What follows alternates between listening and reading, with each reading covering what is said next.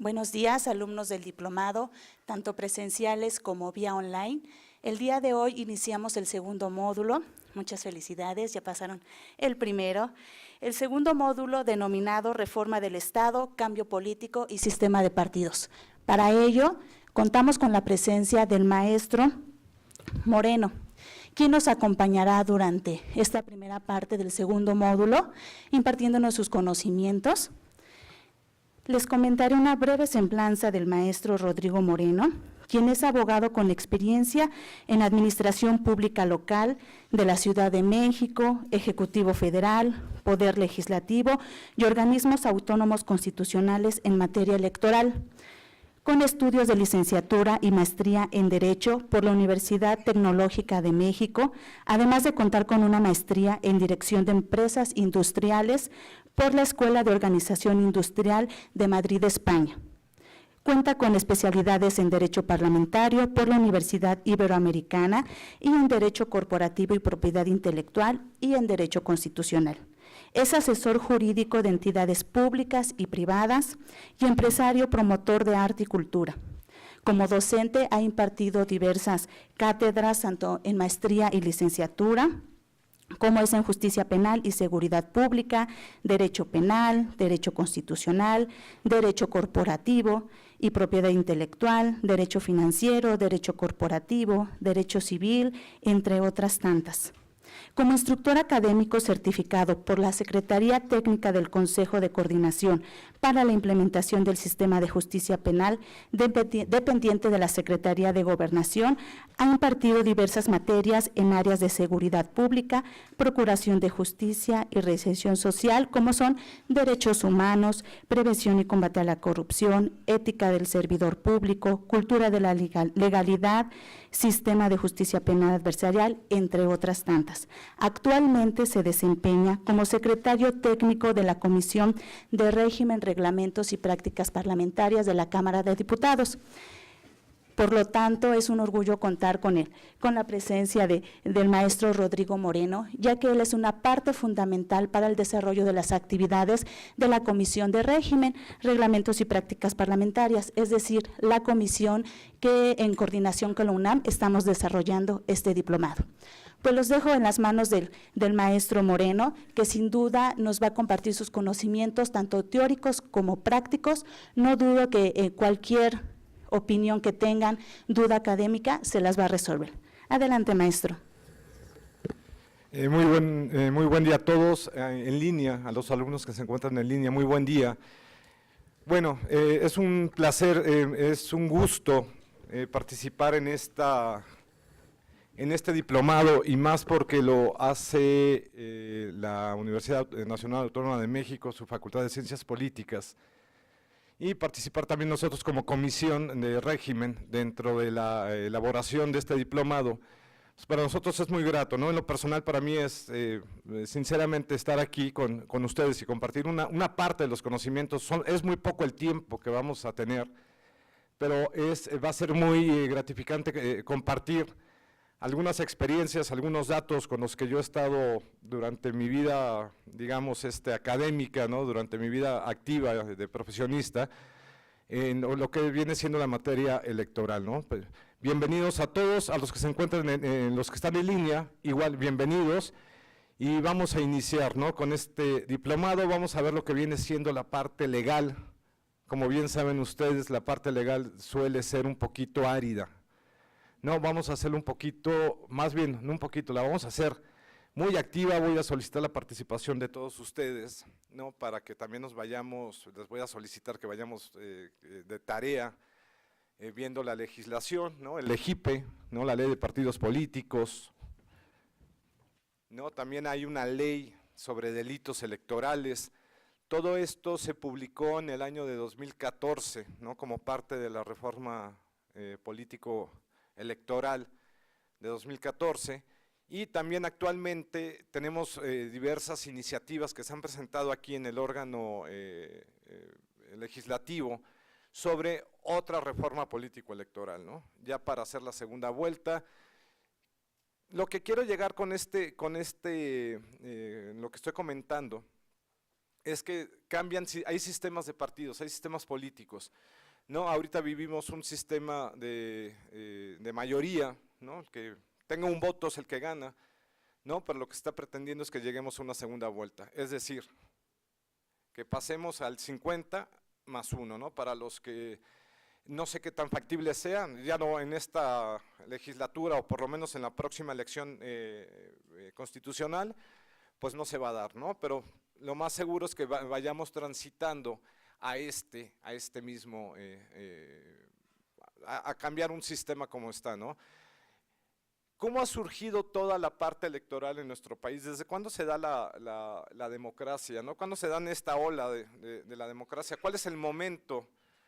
¿No? Vamos a seguir estudiando esa parte, posteriormente les voy a pedir 2 actividades, ¿no? Les voy a pedir una tarea, ¿no? Que me digan sobre si el voto es obligatorio en nuestro país y si se sanciona en otros países, ¿no? Vamos a hacer un comparativo y me gustaría también que visitáramos ahí el Museo del Caracol, ¿no?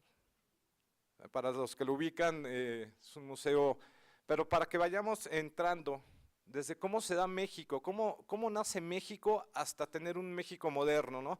Desde un México prehispánico a un México colonial, a un México independentista y a un México moderno, ¿no? ¿Hasta cuándo se tocan las bases de la democracia? ¿No? ¿Cuándo se construye una base sobre lo que viene siendo la elección? ¿No? Se tuvo durante mucho tiempo, se pensaba, bueno, no es que se pensara, no teníamos las bases como tal, ¿no? ¿Desde cuándo se recibe financiamiento público? Si estamos de acuerdo con el financiamiento público, hay muchas iniciativas en Cámara, ¿no? Para quitar el financiamiento público o por lo menos quitar el 50%, ¿no? Sobre este financiamiento, si estamos de acuerdo o no. Unos me han dicho que pues, si es así, sería ilícito, entraría recurso ilícito, ¿no? Pero pues eso ya no es propiamente, ya es que ya tiene un carácter ilícito y que sea sancionable, ¿no? Pero seguir recibiendo esta cantidad que hace muy costosa y muy lenta nuestra democracia, ¿no? Esa es una opinión personal, pero la vamos a ir desmembrando, ¿no? Un poquito vamos a ir viendo toda esta parte de los sistemas. Pero bueno, para iniciar, ¿no? Les doy la bienvenida. Sé que, ¿quiénes son abogados de aquí? Nada más, por favor. Pues muy pocos.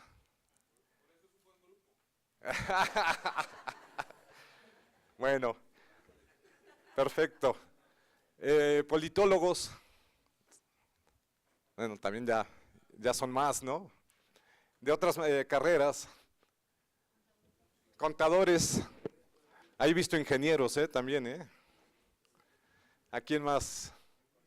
Economistas, ok. Sociólogos, antropólogos hay un antropólogo social. Bueno, o sea, aquí tenemos un sociólogo que puede ayudar en mucho, ¿no? Comunicólogo seguro, ¿no? Y ahí, perdón si me fui, ¿no? Pero sí, seguro debe de haber, seguro aquí ya tenemos a Berenice, que es comunicóloga. Vamos a iniciar, ¿no? Vamos a iniciar con esta parte del curso. No, les quiero preguntar, ¿no? Y si quieren después hacemos una rueda, una parte de debate, ¿no? Demos media hora antes de concluir la clase, ¿no? Para distintas opiniones.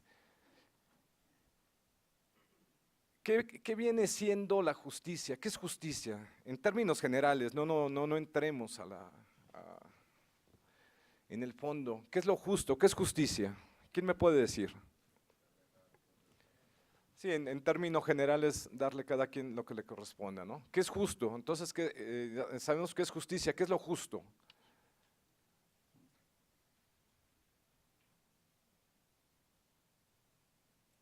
¿La democracia es justa? ¿Por qué? Es imperfecto, ok. ¿Quién más?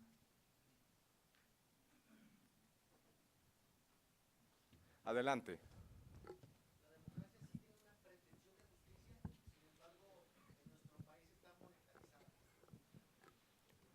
Sí, no te escucho muy bien. Sí, perdón, decía que la democracia tiene una pretensión de justicia. Sin embargo, en nuestro país la democracia ha sido monetarizada, ¿no? Ok, bien, perfecto. ¿Qué más? ¿Alguien más? Adelante. Sí, opino también que la democracia en teoría es justa, pero en la aplicación ya no lo es. Ok, tenemos ejemplos, ¿no? Alguien puede ganar con un 35%, ¿no? Porque tenemos un sistema de mayoría simple. Y el otro 65, ¿dónde queda? ¿No? Dicen, bueno, se distribuye ahí entre las distintas fuerzas, ¿no? Pero tienes un 65% de la población que no está a favor, ¿no? Entonces puede haber ingobernabilidad.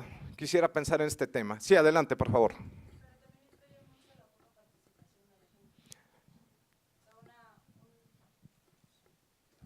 Influye mucho la poca participación de la gente, puede ganar un presidente, un diputado, un senador, quien sea, con un 30% de mayoría, pero también no vota el 100%. Claro, no, tenemos normalmente que de un 60 a un 70% ya en elecciones de carácter federal o presidencial es la que vota, ¿no? Cuando son intermedias, en muchos estados no llegamos a un 50%. Sí, adelante, por favor. Sí, buenos días. Buenos días. Es justo en cuanto a que si los actores están de acuerdo y respetan las reglas del juego, ahí estaríamos hablando de justicia. No habría ninguna injusticia en el hecho de no aceptar que si la mayoría, 50% más uno, o la representación de un 35% gobierna, estaría bien. Sin embargo, en el sentido de que estas reglas cambiaran o se ajustaran, tendríamos que hacer un nuevo pacto en el respeto, en la legalidad, y ahí ya estaríamos hablando de una nueva forma de justicia. Ok, por lo que vengo, el derecho electoral se baja sobre ciertos principios, ¿no? Entonces, este derecho electoral se basa sobre principios con un valor ético, ¿no? Con un valor hasta moral, ¿no? ¿Estamos de acuerdo?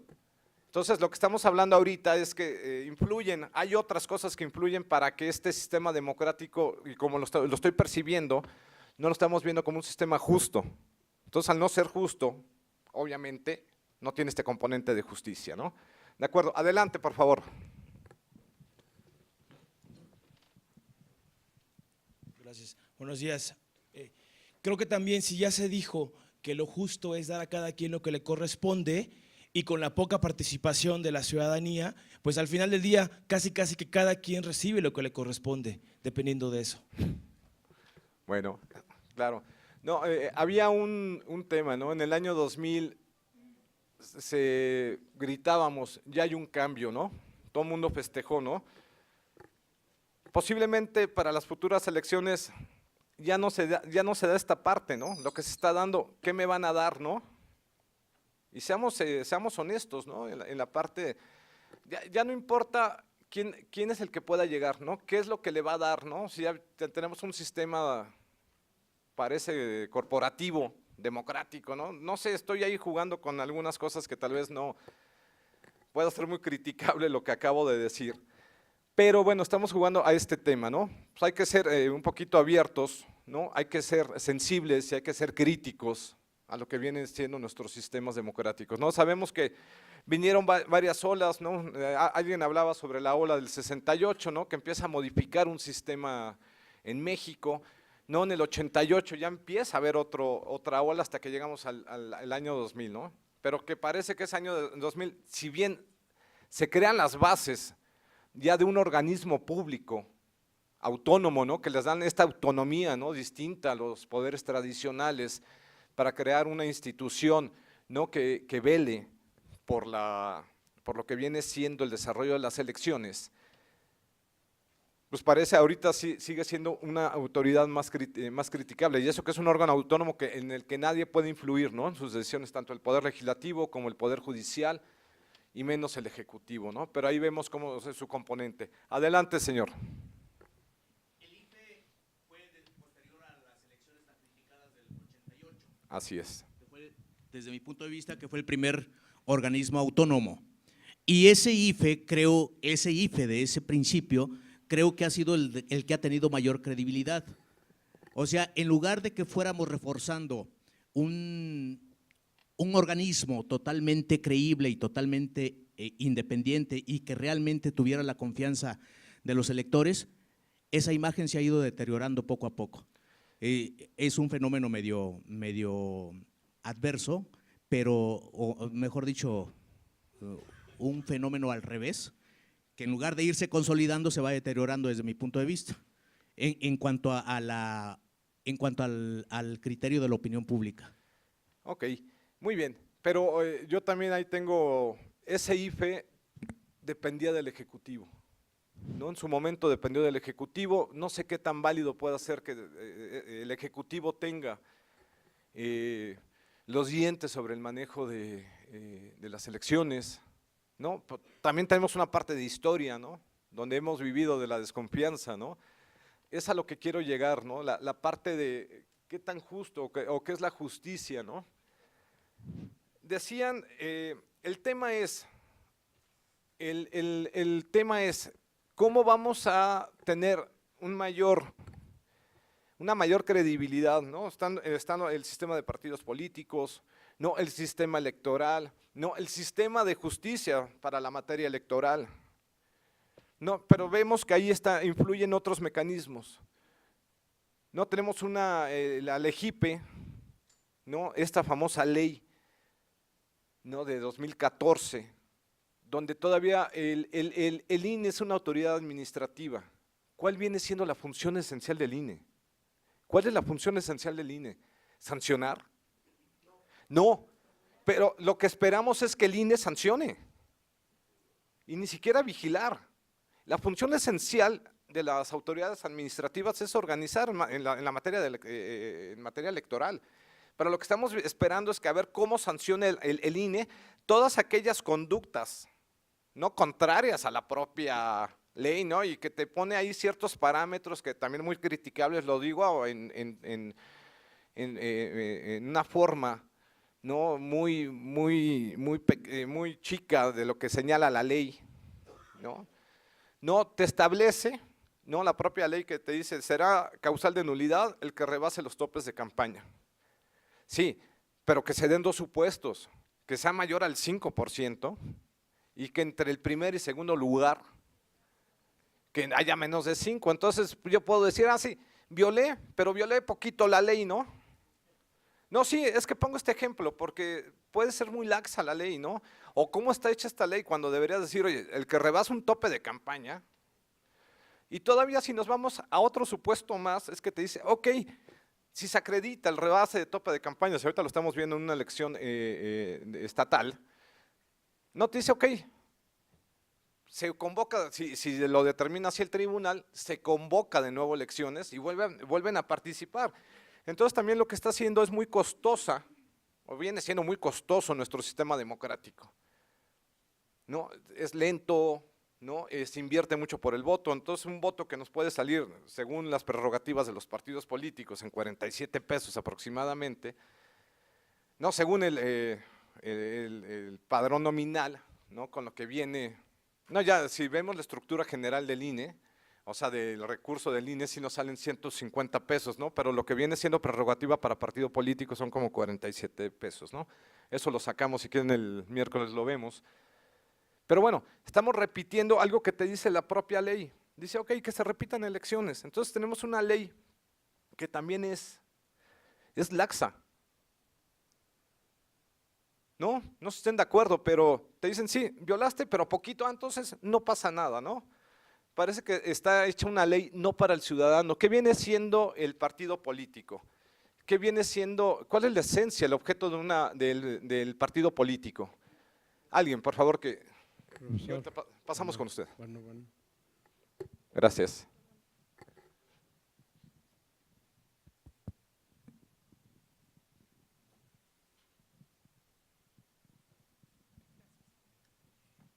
Buenos días.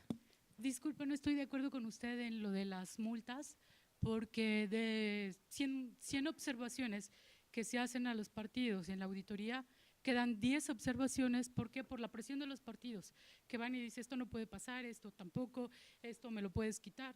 Y terminamos con 10 observaciones que finalmente no son las más importantes, son las Claro. que menos les perjudican. Así es. Entonces, no hay democracia y en las observaciones y multas también hay pactos previos, porque los mismos consejeros tienen un partido a que defender, el que los puso.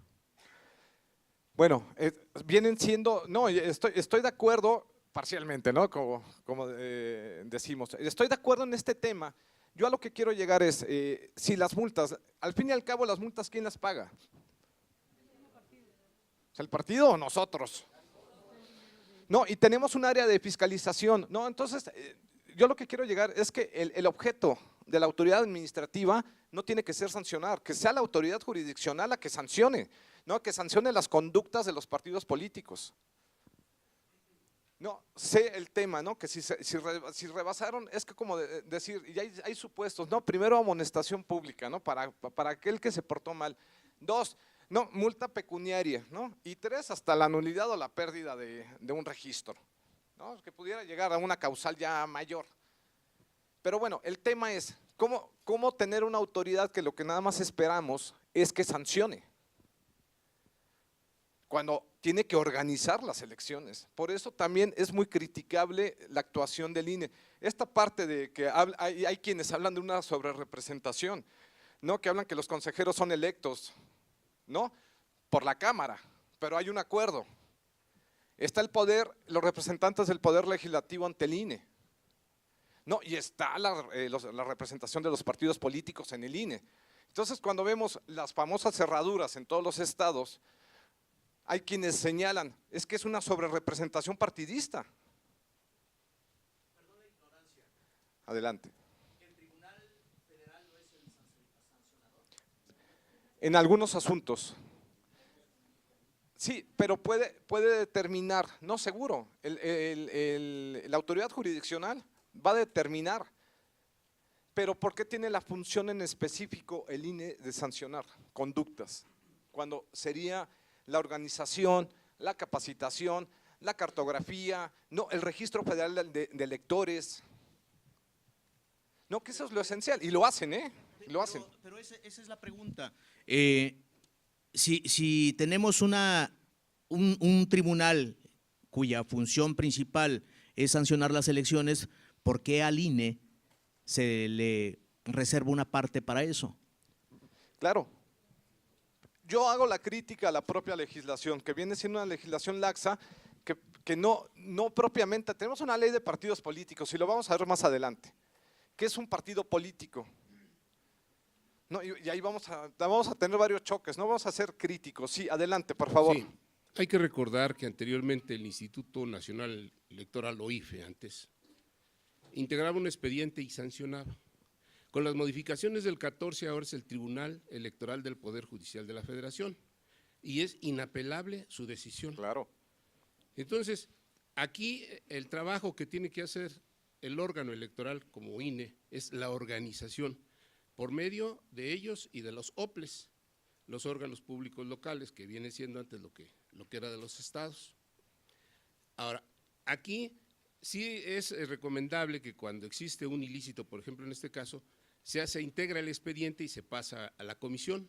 La comisión, una vez que lo tiene, entonces ya dicta una aparente sanción que puede ser recurrible mediante las impugnaciones que tiene la misma ley ante el Tribunal Electoral. Y por eso es que ahora todos los juicios se están judicializando. Claro. Hay un caso en el 2006, ¿no? Habían entrado 34,000 juicios al Tribunal Electoral, ¿no? 30,000 fueron por lo de las boletas, ¿no? De que 34,000 se había señalado por lo del supuesto, bueno, ¿qué? 0.54%, ¿no? Y que decían, era excesivo que el tribunal trabajara todo esto sobre un solo tema, ¿no? Que se convirtió en un solo tema. No, está bien. A mí lo que yo sí quiero ver es, y lo vamos a analizar, ¿no? Y cuando estemos analizando la propia legislación, es ver qué tan factible o qué tan laxa es esta legislación, si bien nos pone parámetros, nos pone lo que son umbrales, ¿no? Que para mantener el registro se le requiere el 3%, ¿no? de la votación, ¿no? Hemos visto casos donde cierto partido político, el PT en particular, tenía menos del 3% y le dan el registro. Y eso fue por una cuestión también, no es crítica, tal vez jurídicamente o legalmente se hizo la defensa y muy válido. No, pero te dicen, ¿sabes qué? Pues continúa con el registro. No sé, vamos a dejar estos temas. Sí, adelante.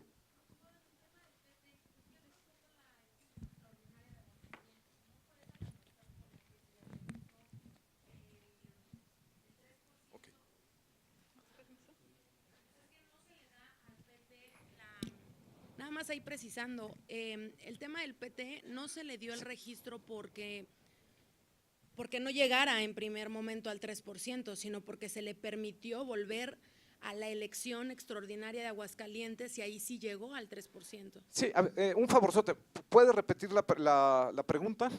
No es una pregunta, Bueno, nada más, o sea, preguntarle, pues sí, preguntarle en el tema del PT, si fue en verdad el supuesto que usted refiere de que le dieron la oportunidad con menos del 3% o fue consecuencia de la elección extraordinaria de Aguascalientes. Sí, fue consecuencia de la elección extraordinaria, pero ahí se mantiene el registro. Entonces también tenemos que la ley viene siendo flexible. No te dicen que una ley para que sea perfecta tiene que sancionar.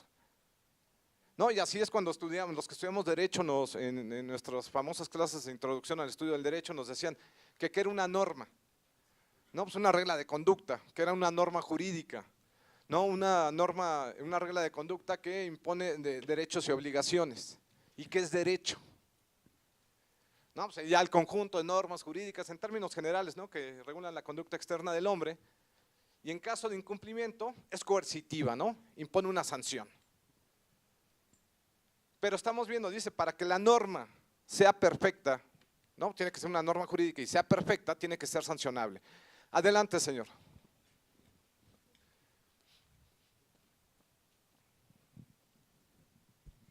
Gracias, buenos días, doctor. Más que nada, me agradaría saber si me podía enumerar cuáles son las debilidades y fortalezas de la democracia. ¿Cuáles son yo creo que es lo que estamos manejando ahorita, cuál es la debilidad y cuál es la fortaleza, ¿no? Estamos hablando precisamente sobre un aspecto legal. ¿Cuál es la debilidad? ¿Podría ser la ley la debilidad? ¿O puede ser la fortaleza la ley? Esa es la pregunta, ¿eh? Adelante, Leandro.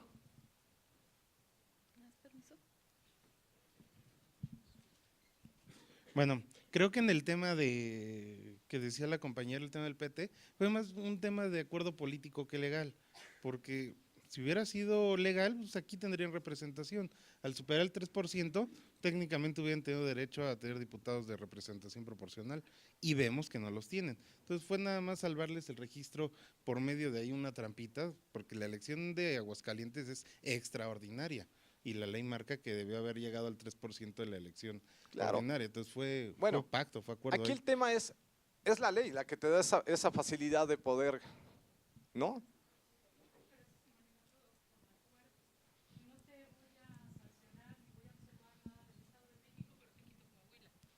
¿Cuál es más? Sí, ¿podemos Se fueron por repetir Coahuila. Sí, el yo les comentario, por comentaba favor? que todos son acuerdos, porque en el Estado de México no pasó nada y hubo rebase de topes, claro que los hubo. Y en Coahuila también, pero pactaron. Quito Coahuila y te dejo Estado de México. Son pactos, finalmente.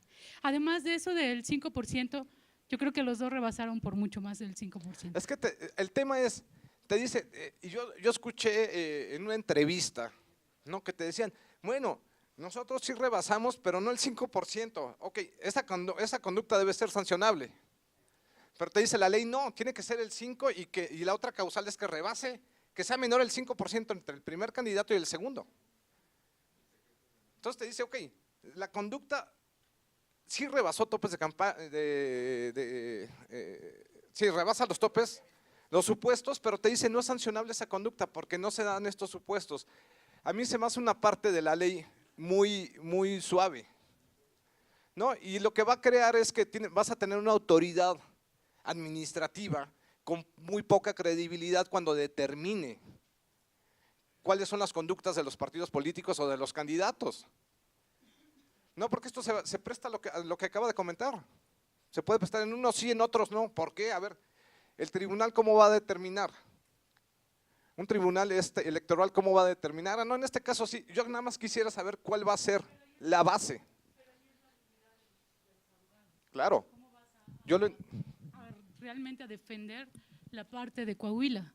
Ahí es mucha habilidad de los abogados y de todas las ¿O cosas la bondad de la ley? No, y de todas las cosas que también se le fueron en la hora de la auditoría, porque sí hay errores.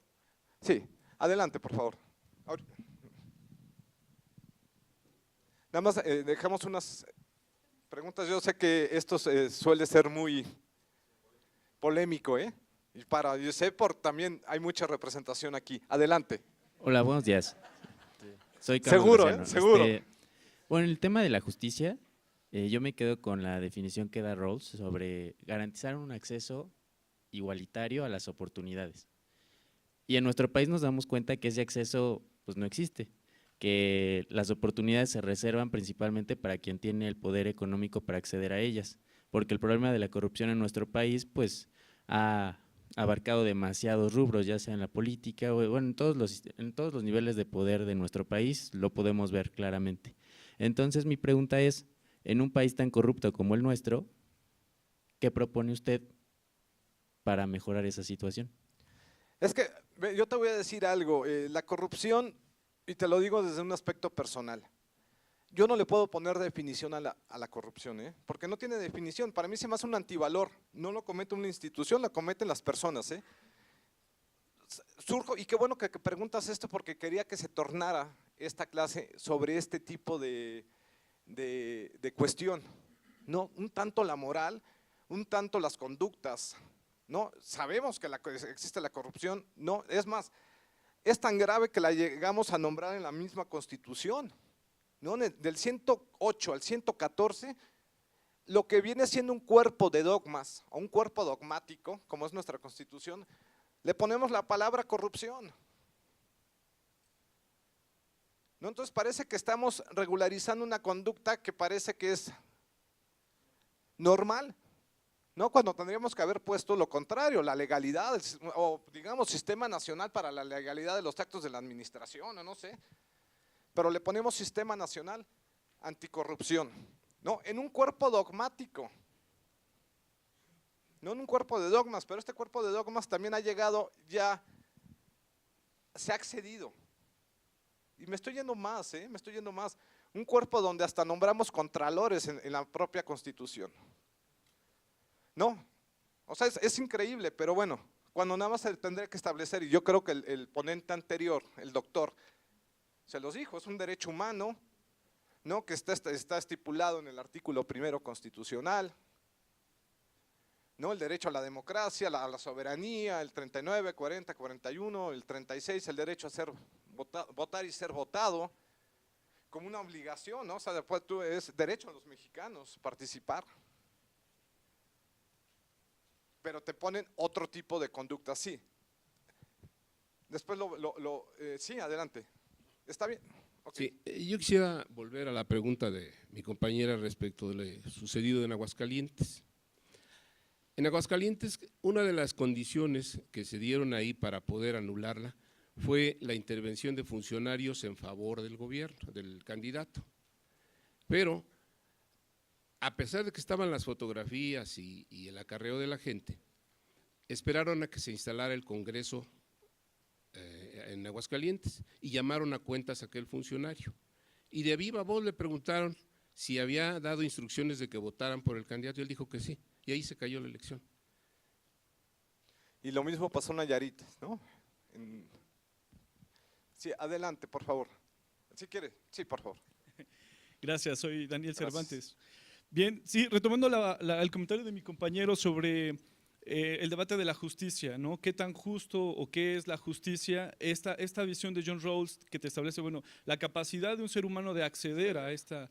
Yo quisiera complementarla también con la definición de democracia que hace Robert Dahl, justamente la democracia empírica, no aquella griega, ¿no? Sino, bueno, a ver, un sistema democrático, entre otras características, debe tener que un individuo tenga la misma capacidad de opinar que los demás y que esta capacidad de opinión debe ser escuchada y tomada en cuenta para la toma de decisiones. Obviamente muy pocos sistemas cumplen la totalidad de características que habla Robert Dahl para la democracia. Ustedes díganme si aquí todos tenemos la misma capacidad de opinión y la misma capacidad de influencia en la toma de decisiones, ¿no? Es algo que ahí te establece, por eso llega a la conclusión de que en realidad son sistemas poliárquicos, dominadas por oligarquías.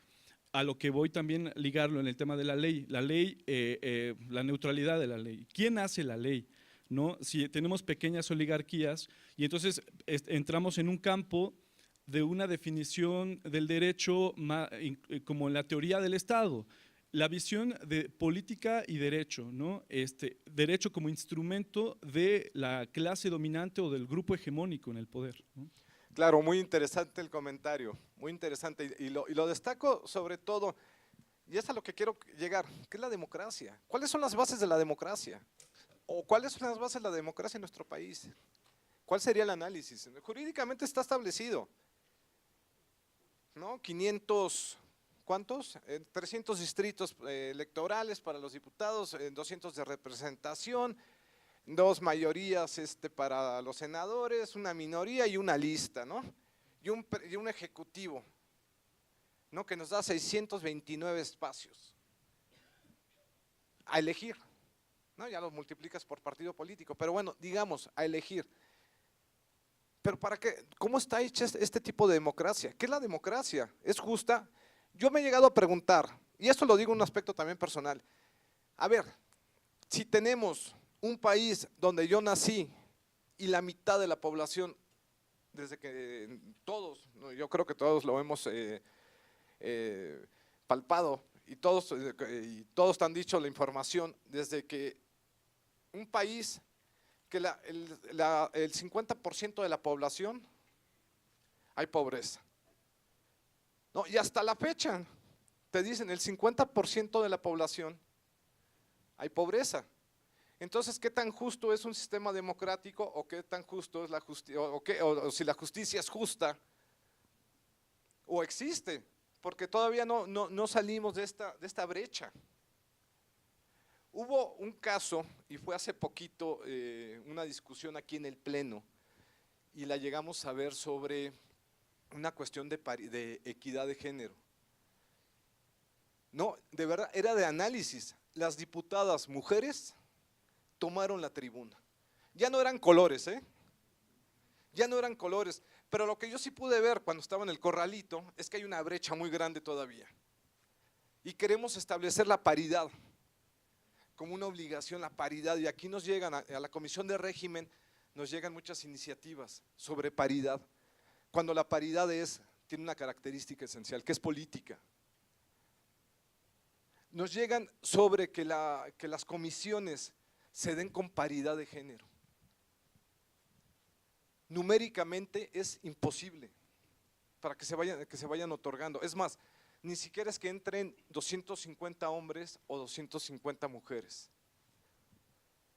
No, cuando constitucionalmente te hablan sobre el artículo primero, te habla sobre la igualdad. No, sobre la equidad, pero ya en el 41 ya te habla sobre una paridad. Queremos ser tan justos a veces que nos excedemos, Esa es también la otra crítica. No se estén de acuerdo, pero bueno, si hablamos de democracia, pues es darle también una parte, ¿no? De representación, ¿no? De poder que las mismas personas puedan emitir un voto, ¿no? Ayer estaba viendo la crítica que le hacían al Estado de Venezuela, o al país de Venezuela. No, la constituyente, no, para que pueda cambiar un régimen a otro, pero sigue siendo el mismo régimen, utilizando la democracia como un juego, ¿no? Y justificar mediante la democracia este mismo juego. No se estén de acuerdo, pero no es la crítica al país como tal, sino a la misma legislación, cómo la vas o cómo la quieres hacer o cómo la quieres manejar. No estén de acuerdo, pero bueno. Tenemos esta parte y podemos ir tocando otros principios, ¿no? Sabemos de los principios electorales que los hace propiamente, que la misma función electoral se guíe bajo esto. ¿Será? No sé.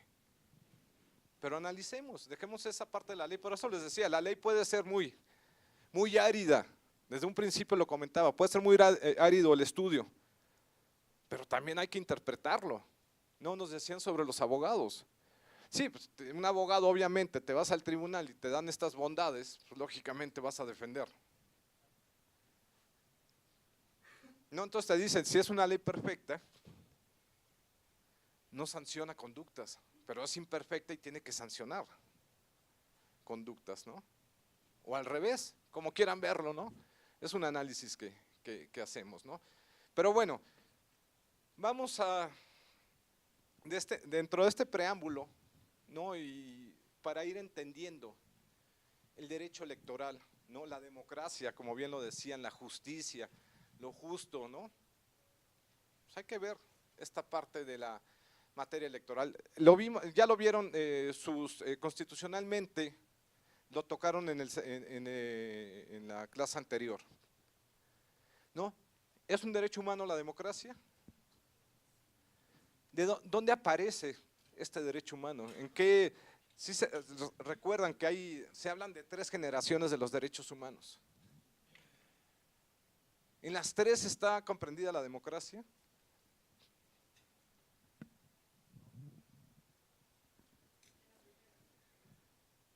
Adelante.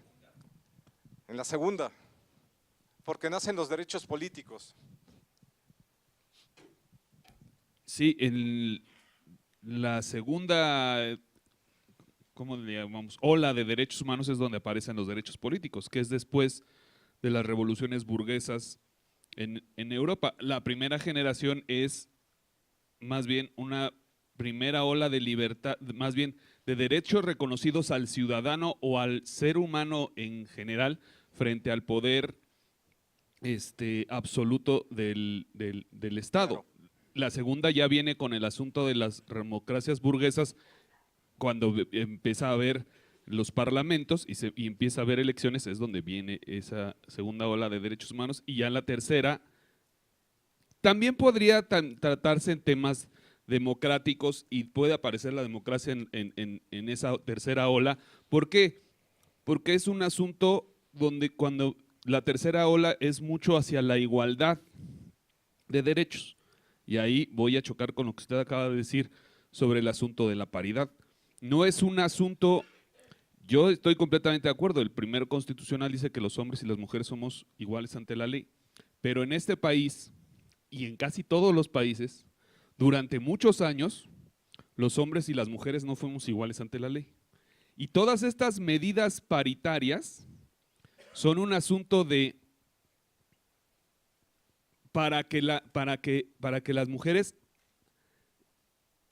logren alcanzar el nivel, es sin ofender, tal vez soy muy burro a la hora que lo diga, pero no es en contra. Sí, antes de que se me vengan encima. El asunto de las políticas paritarias y de las políticas, de las acciones afirmativas son eso, son un asunto para que el otro género alcance al otro y ya estén los dos, ahora sí, después de un relativo tiempo, en igualdad de circunstancias y en igualdad frente a la ley. A eso se refiere. No, claro. Es un asunto meramente temporal, no es permanente. Pero más bien la paridad sí es un asunto de carácter político, porque tenemos la igualdad, ¿no? Y ¿no? Estas acciones afirmativas para poner en igualdad a todos. No, la igualdad, pero la paridad no, la paridad surge para decir, a ver, aquí en México surge para que digan, que no haya más Adelitas, ¿no? Y así fue un momento, y hasta fue discriminatorio decir este tipo de términos. No, sí, seguro, y ya ni siquiera es que se busca esta parte de la ley, ¿no? Esta flexibilidad. Sí, adelante. Berenice, tú habías comentado en la clase anterior algo. No se vale hacer diálogos, dice el reglamento de la Cámara, no se vale hacer diálogos. Pero, perdón, pero ese asunto de las Adelitas y esos temas que salen, perdón, no es culpa de la sociedad en sí, ¿eh? ¿De quién Es el culpa del legislador, que el legislador legisla según lo que le dicta la agenda pública o la opinión publicada, no las necesidades del país. Muy interesante comentario. Yo había escuchado a Berenice hace 2 clases hablando sobre la paridad de género. Se lo comentabas al docente. ¿Lo puedes repetir? Porque me pareció muy interesante. Yo estuve en la clase viendo toda esta parte y hacías un comentario. Perdón que te exija esta pregunta, ¿eh?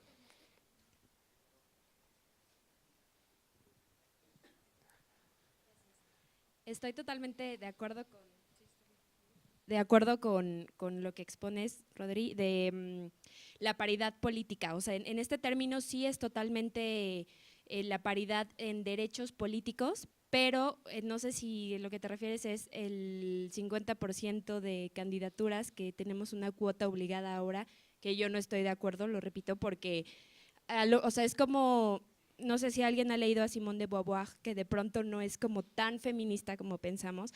Dice que si las mujeres queremos ponernos a la par de los hombres, nosotras mismas nos estamos discriminando porque nos estamos haciendo menos y buscando esta equidad. Yo no creo en esta igualdad, yo no creo en la igualdad, yo creo en la equidad.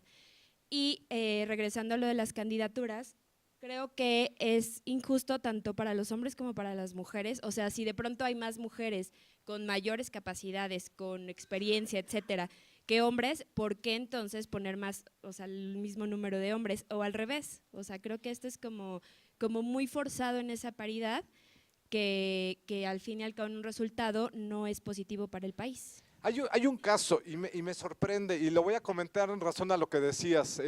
¿Cuál es tu nombre? Arturo. Hace como un año, una alumna me habla y me dice: profesor, ya está saliendo la convocatoria para poder ser auxiliar de la víctima, ¿no? En el nuevo sistema. Y me dice: ya hay 6 supervisores y 100 auxiliares asesores jurídicos de la víctima. Le dije: está bien. Me dije: debería de entrar. Le dije: no, a ver, me mandó la convocatoria, pero cuando empiezo a ver la convocatoria, dice: la convocatoria estaba hecha con paridad de género. Me sorprendió un poquito. ¿Por qué? Y esto lo hizo la PGJ de la Ciudad de México. Yo decía: ¿por qué tomar una convocatoria con paridad de género? Una convocatoria para acceder a un trabajo, cuando esto solamente tiene una característica política, para que los partidos políticos en sus reglamentos de selección de candidatos establezcan fórmulas y que sean del mismo, no que si vas a lanzar 300 distritos a tus candidatos, 150 van a ser mujeres y 150 van a ser hombres, ¿no? Y tienen que cumplir obligatoriamente con esta cuota. Es a lo que voy, se da en un carácter meramente político. El tema es que yo decía, un asesor jurídico de la víctima, estaba forzosamente la Procuraduría de la Ciudad de México a decir: bueno, 3 son hombres, 3 van a ser mujeres como supervisores, y de los otros 100, 50 hombres y 50 mujeres. Yo entendiendo de que si contratan a un hombre o contratan a una mujer en preferencia con otra, pues yo me amparo y le digo: oye, espérate, a mí me tenías que haber contratado, por esta misma paridad de género, en los mismos argumentos que me establece la misma convocatoria, yo me amparo. Entonces, ¿hasta dónde puede llegar también esto, que sí puede ser una acción afirmativa en su momento, ¿no? Y que todos estamos de acuerdo, que sea la igualdad entre hombre y mujer? ¿Por qué le tenemos que poner un candado? Adelante. Y ya 2 más, ¿no? Y ya para continuar.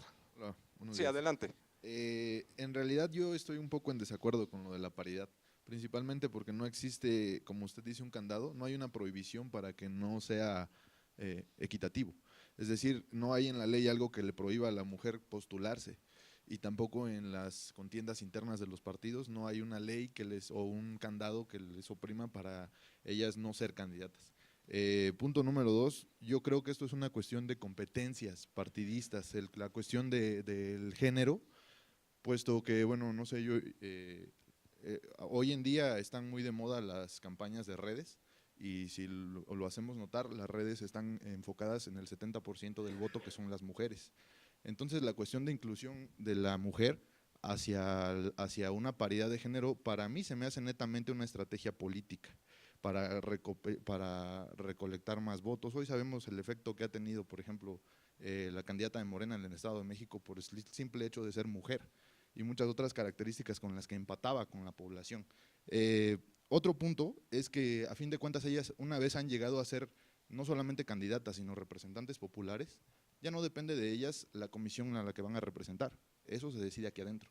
Es algo en lo que los ciudadanos pueden elegir a sus candidatos, pueden elegir a sus representantes, pero no pueden elegir de qué manera los van a representar.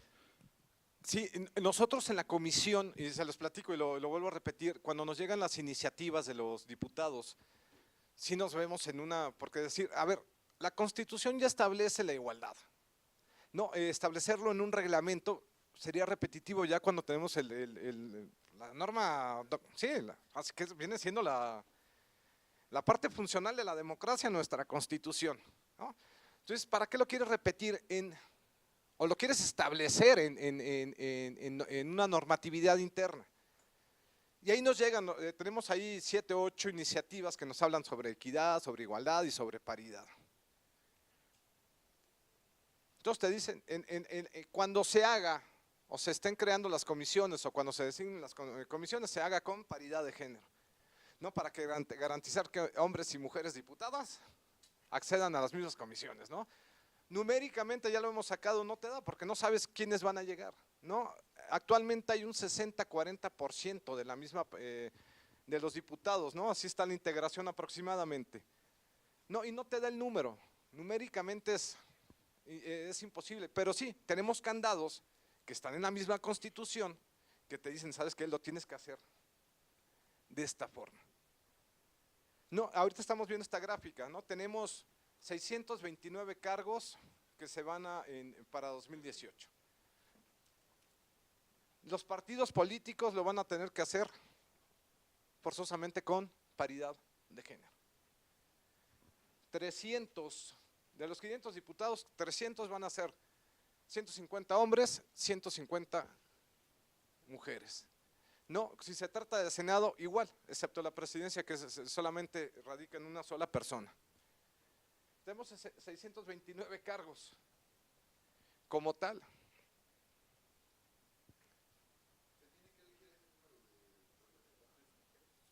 La mitad, en los reglamentos, en la reglamentación interna de los partidos políticos, tiene que ser con paridad de género. Sí. Perdón, es que está muy lejos, y discúlpeme. Sí, si nos espera un momento en lo que… Es importante ver incluso hasta qué excesos podemos caer en búsqueda de esta equidad. Salieron 2 convocatorias en el INE, por lo menos, exclusivas para mujeres. O sea, ni siquiera era como la mitad hombre y la mitad mujeres, eran exclusivas para mujeres y es como si las mujeres no pudiéramos competir con nuestras capacidades y la única forma era compitiendo entre nosotras, y yo creo que ahí hubiera sido más importante sensibilizar sobre la importancia de contratar sin importar el género, únicamente por las capacidades, y no sacar convocatorias exclusivas para mujeres para que haya mujeres ahí. Entonces se puede empezar a caer en eso y resulta discriminatorio para los hombres que no podían acceder a puestos por el simple hecho de ser hombres, ¿no? Claro, nada más eso. y ahí, pero se van bajo los principios de certeza, ¿no? Es lo que quiero que lleguemos, ¿eh?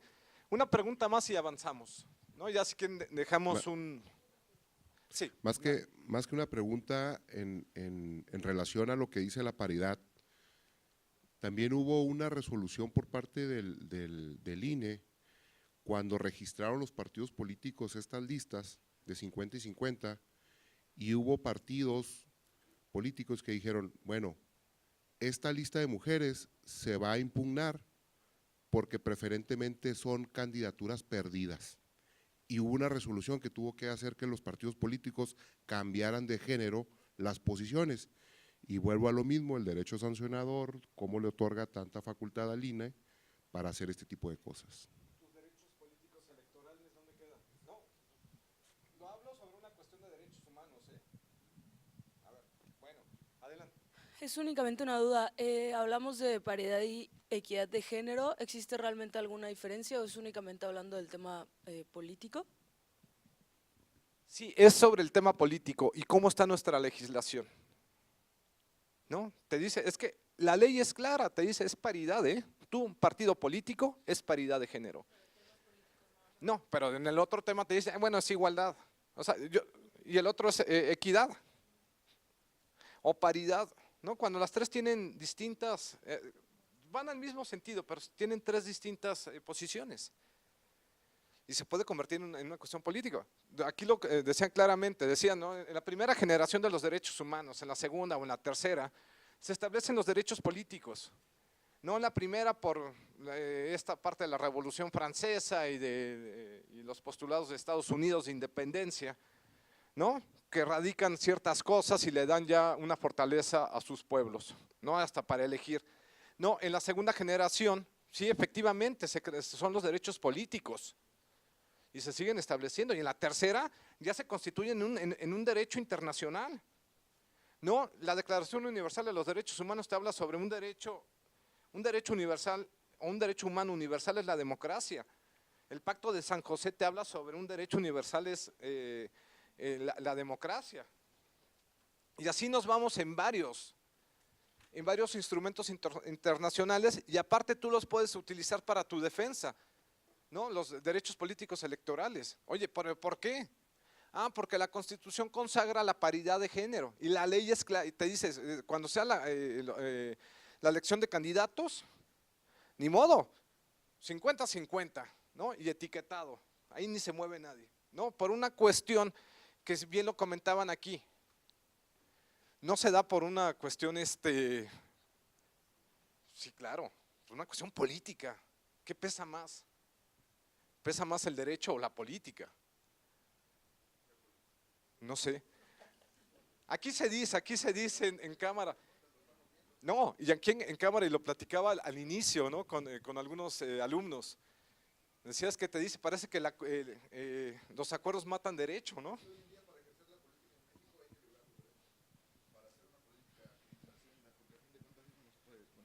Perdón, para lo que yo veo hoy en día, si queremos ejercer una política efectiva en México, porque vivimos en un país de desorden, porque a fin de cuentas a mí se me hace ilógico que si las mujeres, discúlpenme el atrevimiento, pero si las mujeres exigen ante la Cámara que haya equidad de género y que existan más diputadas, si el histórico de voto de mujeres en las últimas campañas ha sido del 73%, ¿por qué no son ellas las que votan por las candidatas?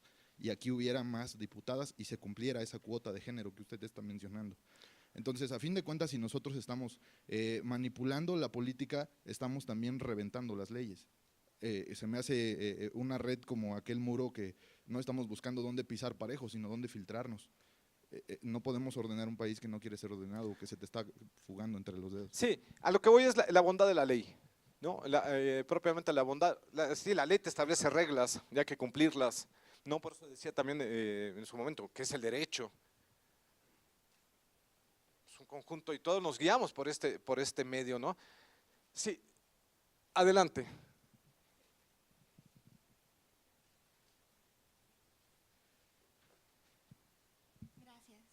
Hola, buenos días. Buen día. Yo quería comentar justamente que, bueno, como lo vimos en el módulo anterior, una cosa es la ley y lo que establece la Constitución y cómo esta es a veces bastante incongruente con respecto a la realidad que vivimos. Entonces, en un país en donde el machismo todavía existe, en donde todavía hay un largo camino que recorrer en cuestión de género, creo que estos son como intentos bastante burdos y pues tontos por tratar de solucionar un problema que va más allá de eso, ¿no? O sea, no es tanto que se establezca o no, solo es un intento bastante eso, ¿no? Bastante simple como para tratar de solucionar algo que es una cuestión de cultura y es una cuestión de educación, pues en la sociedad en general. Sí, lo que yo sí creo, tal vez es darle un piso parejo a las cosas, pero tal vez no estamos excediendo, ¿no? En base también a nuestros propios derechos como personas, hasta una garantía. No, porque te dice la propia Constitución, tienes derecho a votar y ser votado.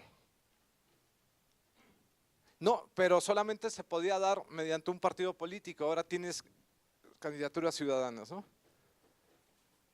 Pero parece que los requisitos es peor, o sea, vas a hacer, mejor funda un partido político y no hagas una candidatura, sí, porque son malos requisitos. No sé, pero te dice la ley, la propia Constitución. Puede ser votar y ser votado, sí, pero hay límites, ¿no? Y todavía establecen, son candados más fuertes, ¿no? Decirte una paridad, estoy totalmente de acuerdo. Sí, la última pregunta y vamos avanzando, ¿no? Damos un espacio para al final. Te agradezco, perdón. Adelante. Hola, buenos días. Yo creo que precisamente por una situación histórica de participación hacia la mujer, es como se busca esta democracia representativa. A lo mejor de manera burda, como dice la compañera, pero yo creo que ahí las mujeres tienen esa oportunidad de prepararse para ser verdaderas representantes. Y yo creo que el fondo sería esa representación y esa democracia representativa. Ok, bueno, se fijan bases, pero… O sea, si estamos hablando de igualdad, choca con la paridad, ¿no? Así de simple, ¿no? Aunque parece que viene siendo el mismo concepto. Vamos a ir avanzando. A ver, también te dicen que hay ciertos requisitos para votar, ¿no? Después de todo lo que hemos estado comentando. ¿Cuáles son estos requisitos para que puedas tú emitir un voto o votar o ser votado? No, tienes que contar requisitos. Ser ciudadano mexicano, ¿no? ¿Perdón? Sí, contar con una credencial, de tener una dirección. ¿No? ¿Qué más? Un domicilio y que tengas capacidad. ¿Quiénes no pueden votar? Los niños, los que están cumpliendo una pena. Sí, se les prohíbe sus derechos políticos. No, ese es como… Ahí ¿Perdón? Igual, antes a la iglesia, que ese también es otro término, ¿no? Que si yo quiero creer en extraterrestres, no, sí, o en el osito Bimbo, ¿no? Con quien quiera, ¿no? No, la propia Constitución te establece, no, te dice, o sea, la libertad de conciencia, puntos, pero no te tiene que decir otro tipo de palabras, ¿no? Y tenemos la libertad de conciencia, y le digo, oye, pues a ver, pero más adelante te dice, los ministros de culto público, ¿no? El 24, el 130, ¿no? El principio universal, o cómo le llaman a esta parte de la Constitución, la separación, aquel principio de la laicidad, pero la laicidad tiene otro término. Es que ni siquiera tendría que decir libertad religiosa, porque lo que estás haciendo es una libertad de conciencia y punto, ¿no? Si te digo, oye, pues creen en el osito Bimbo y llegas a su casa y tiene al osito Bimbo, pues, perdón, ¿no? O tiene un extraterrestre y dices, bueno, pues está bien, ¿no? ¿Cómo vas a respetar esta parte? Pero la Constitución lo estipula. Pero el culto lo registra y la asociación religiosa también lo registra. O sea, tenemos el 24 y que viene siendo también parte de nuestro sistema democrático. O sea, tenemos, ¿no? A partidos se les señala con ciertas religiones, a otros sin religión. Pues es la libertad de conciencia, punto, ¿no? Y que eso influye en la democracia. No, hay países, hay un país, y estudien, hay un partido antisemita en 1917 en México. El Partido Águilas Mexicanas surge en contra de los chinos y de los judíos. y se crea como un partido antisemita. En Estados Unidos hay un partido, y estúdienlo, que es un partido satánico. Y en Estados Unidos hay muchos partidos políticos, solamente 2 tienen esta parte, pero tenemos ahí partidos, y en México aparece en 1917 partidos antisemitas, y analícenlos, ¿no? Pues a ver, pueden ser muy anárquicos, probablemente sí, ¿no? Pero aparecen y no les decían absolutamente nada. Ahora te dicen, no puede aparecer un partido así, porque es discriminatorio. Estoy totalmente de acuerdo, totalmente de acuerdo, pero también, no, la función de la democracia pues puede llegar a la creencia de muchas cosas. En muchos países hay partidos católicos. No, y ese es otro tema, y ese es el tema que quería tocar. Si tú quieres crear el partido único de la mujer en nuestro país, cuando tengas tu reglamento de selección de candidatos, vas a tener que poner 150 hombres y 150 mujeres, ¿no? Y el partido que su objeto, la función sería tener a la mujer, ¿no? Se me hace, no, y de verdad, y yo creo que debe de haber ahí agrupaciones políticas nacionales que deben de estar enfocadas hacia políticas hacia la mujer. Hay que analizar, yo me imagino que sí puede haber. Entonces, en tus estatutos o en tus reglamentos de selección de candidatos, vas a tener que poner esta división. Oye, pero es que, pero nada, ¿no? Son 150 lugares y a mí me corresponde uno, ¿no? En el Partido Único de la Mujer Mexicana,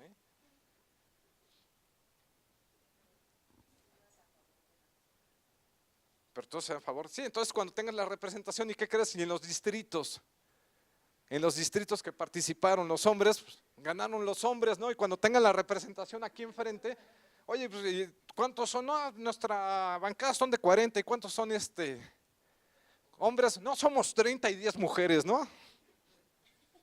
No, seguro, o sea, se puede llegar a presentar, digamos, si apareciera este tipo de, si hubiera un partido, ¿no? O sea, con esta parte. Sí, adelante. Sí. Bueno, varios detalles. Uno rápido así sobre el tema de paridad. Creo que el problema está en que al no tener una correcta forma de implementar lo que ya es obvio, nos metemos a hacer todavía más legislaciones que complican más las cosas. Y entre esos también me viene a la mente una controversia que se dio durante la constituyente de la Ciudad de México, que tiene que ver justamente con los requisitos para votar y para ser votado. Ya de entrada es controversial, por ejemplo, que a los 18 años pueda votar, pero no pueda ser votado, sino hasta los 21. Y ya venían, obviamente, con el fin de incrementar el número de votos, de decir, bueno, pues que se les pueda permitir a los chavos de 15 y 16 años también votar. Entonces, ¿dónde queda la congruencia de los derechos políticos si puedo votar, pero a cierta edad, pero no puedo ser votado hasta cumplir otra edad, ¿no? Sí, bueno, pero sí tenemos, bueno, que esta Constitución de la Ciudad de México es de análisis, dice 436 veces derechos, ¿no? La federal tiene 260 veces que dice derechos, la Constitución de Estados Unidos creo que 19, ¿no? Sí, no, estás hablando de derechos que en general viene siendo los derechos políticos, ¿no? Los derechos económicos. O sea, no tenía que haber sido una constitución tan amplia, ¿no? Cuando establecieran los principios esenciales, sería lo básico. Pero bueno, ok, sí me parece esta parte de la igualdad, de la paridad, ¿no? Y como la queramos ver, analicemos estos apartados o este contexto.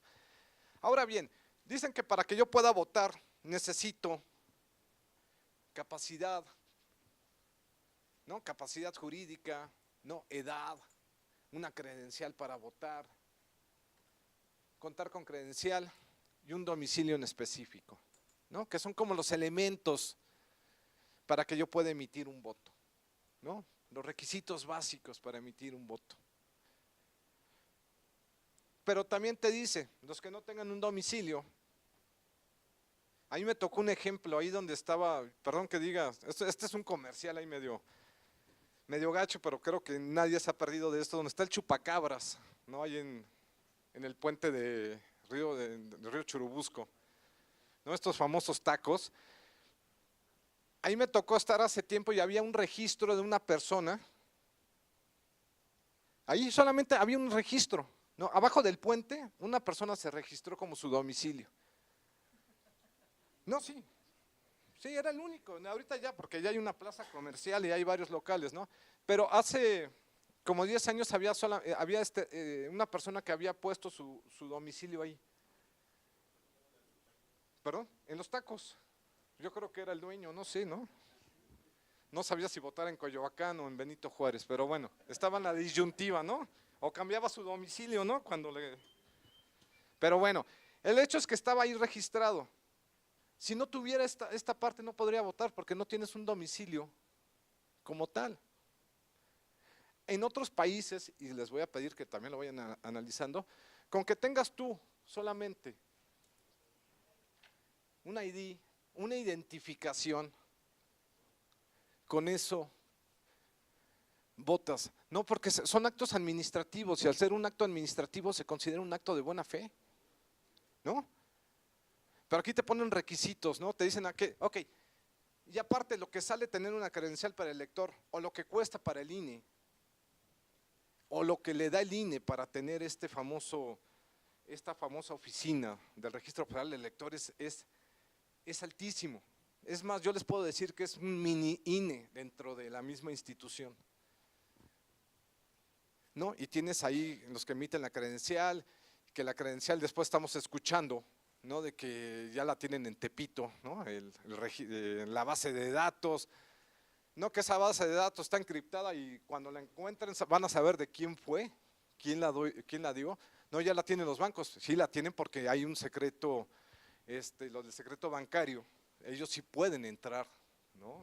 La propia institución como tal, y vamos a estar viendo esos fines más adelante. Pero bueno, en otros países no es tan difícil emitir el voto. Aquí no, tienes que, bajo un cierto tiempo, registrarte, no que sea antes de que se cierre el registro, no que vayas y cambies tu credencial de elector, no, cuando en otros países ya llegas con una identificación y puedes emitir tu voto. Entonces también estamos viendo otra parte donde es más cara la misma democracia. ¿No? ¿Hasta dónde la llevamos? ¿A qué regulación queremos llevar esta democracia? No sé si me estoy explicando, pero bueno, es el tema de estar viendo el sistema democrático de nuestro país. ¿Va? Adelante. Ciudadano, que nada más mexicanos pueden votar, y la edad que seas mayor de 18 años. No, es más, alguien me preguntaba sobre la capacidad. ¿Quién no puede votar? ¿Un inimputable? No.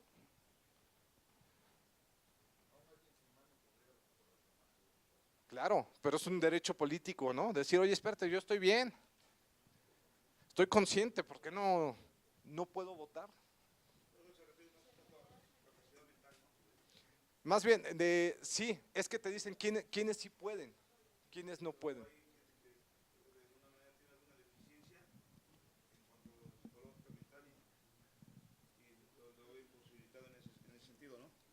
Así es. Perfecto. Bien. Ok.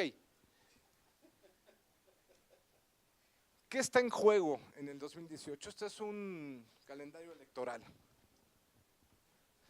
No, ahí me faltó poner algunos datos, pero bueno, en total son 3,236 cargos en 2018, ya sea para gobernador, ya sea para diputados locales, ¿no? Los federales, todo, está todo incluido ahí.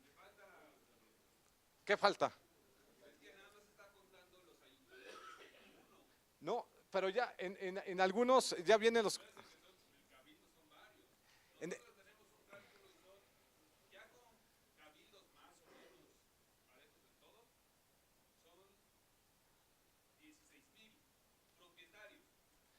Ok.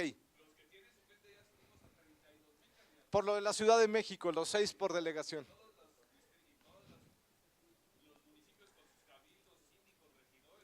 Bueno, está bien, es correcto. Ahora vamos a multiplicarlo por 7. ¿Cuánto nos da? No, es que hay 80, casi 100,000, bueno, lo que me dices vienen siendo casi 80,000, ¿no? Por partido político, ¿no? Ya si hay alianzas o no, pero bueno, si fuera por partido político serían 80,000 cargos, ¿no? Aspiraciones o suspiraciones, como lo quieran poner, ¿no? Pero bueno, tendríamos esta parte, sí. Esto lo digo quitando las solamente contando ayuntamientos, diputados y gobernadores nos da 3,236. Si lo multiplicamos por 7 o 8 partidos, no, bueno, ¿y cuánto es el costo también? Lo que representa. ¿Perdón? Sí, es que también, a ver, tú dices, ¿cuánto le pueden dar al partido? Sacando datos, ¿no? De 47 pesos, ¿no? Según el presupuesto que le asignan a los partidos políticos, bueno, tanto la Cámara y es el que les da al INE, no viene siendo 47, saquemos el dato, son 4, ¿qué? O 5,000 millones de pesos, ¿no? Para prerrogativas de partidos políticos. O sea, ¿perdón? No, por un año. En el año electoral sube el presupuesto, sube el doble, ¿no? Que eso vamos a ver también esa parte, ¿no? Que eso es lo que decir, quitarle prerrogativas a los partidos políticos. Hay muchos partidos que vivieron sin prerrogativas y otros no la quisieron, durante un tiempo. No, ahora el partido espera ansiosamente la prerrogativa. ¿Cierto o falso? Bueno, sé que hay muchas representaciones, Bueno, tenemos esta cantidad. ¿Hace costosa nuestra democracia? Aparte de costosa, la hace extremadamente sensible a la cuestión legal. Bueno, estamos tocando los principios.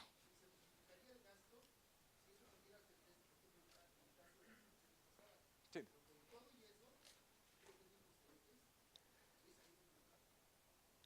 Bueno, ahí estamos tocando principios. ¿No? ¿Estamos de acuerdo? Ok.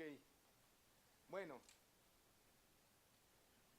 Aquí toda esta información se las voy a dar, Esto es un calendario ya general de lo que se va por meses, ¿no? Y esto lo vamos a estar viendo en parte de lo que estemos viendo del curso, ¿no?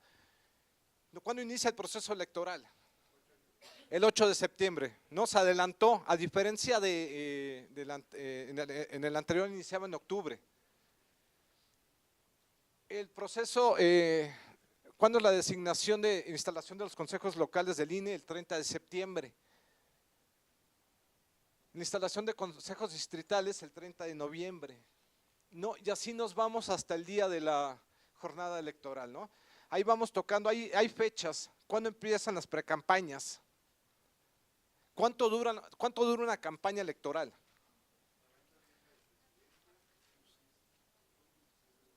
¿90 días? Y cuando es intermedia, 60 días, ¿no? Cuando se elige el primer domingo de julio, no, y hay días de veda. ¿Cuáles son estos días de veda?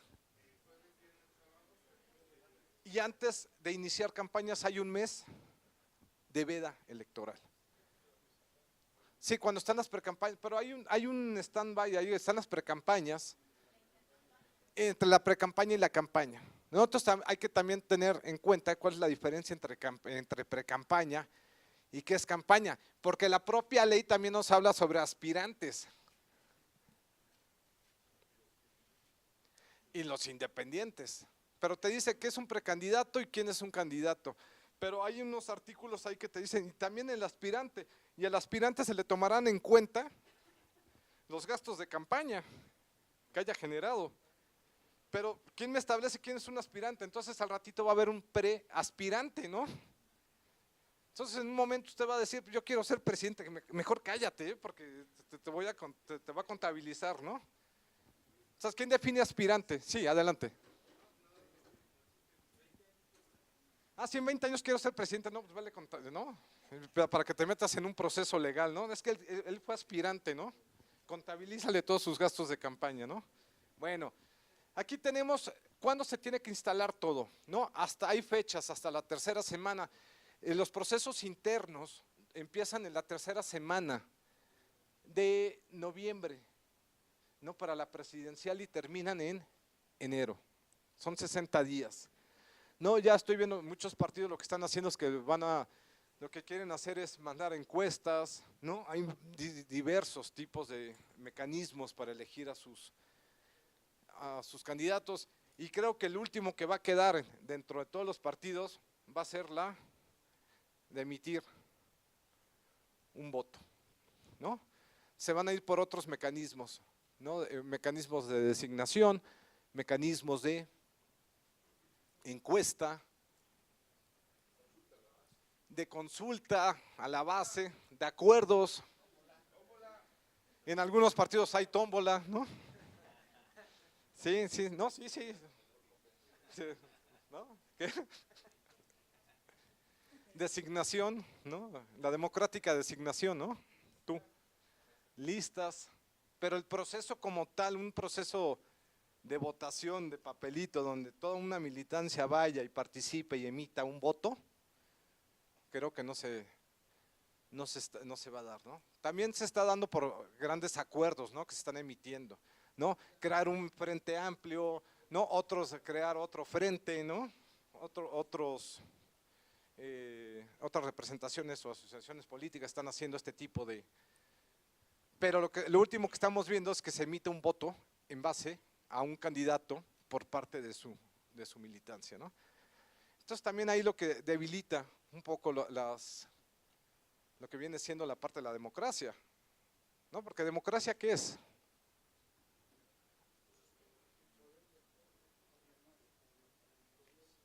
¿Sí? ¿Será?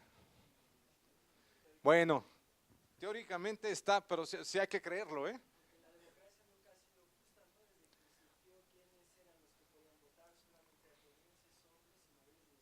Así es, por eso de un inicio, que es justo, la democracia es justa, no sé, es más, es que te dicen, alguien me decía, es que es más justa teniendo un sistema de 50+1, no de mayoría absoluta, ¿será?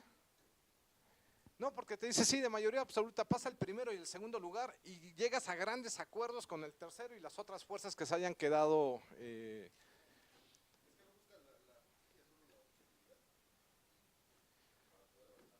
Pero se llaman acuerdos, ¿no? O acuerdos o intereses, ¿no? Acuerdos políticos, ¿no? Llegar a un acuerdo para gobernar. ¿No? Y eso ha pasado mucho en España, ¿no? Ahí.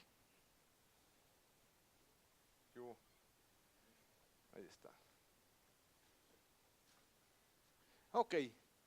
¿Cuáles son las características de las campañas?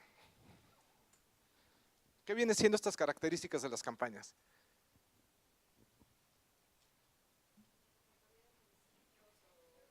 Las internas, las precampañas es cuando hablamos de… No, sí, en general, ¿no? Cuando ya inicia un proceso electoral, inicia por… tiene una característica esencial, los procesos internos. No, los procesos internos, y la ley lo señala así, son las de la autonomía que tiene un partido político para decidir sus mecanismos de selección, ¿no? Donde no puede interferir la autoridad electoral. Pero sí le tienes que avisar cómo lo vas a hacer. Y si no le avisas, también te puedes llegar a sancionar, ¿eh? O puede decir que no fue legal este procedimiento. Aunque no, su autonomía de cada partido político es establecer cuáles van a ser sus mecanismos, ¿no? Pero ¿qué entendemos por precampaña electoral?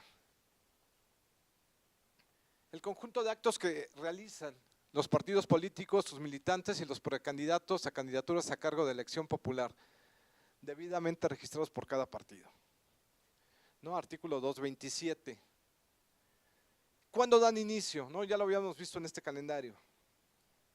¿Cuándo dan inicio las campañas? No, el proceso electoral, acuérdense, inicia el 8 de septiembre.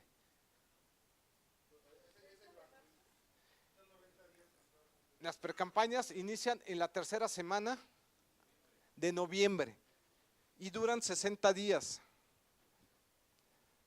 ¿No? Es decir, diciembre y enero. ¿Hasta cuándo se pueden registrar candidatos? ¿El último día de qué? De marzo. Y es este mes de marzo, que también es un mes de veda. Anterior a este proceso de veda, es cuando están los reglamentos internos, la selección interna, sí.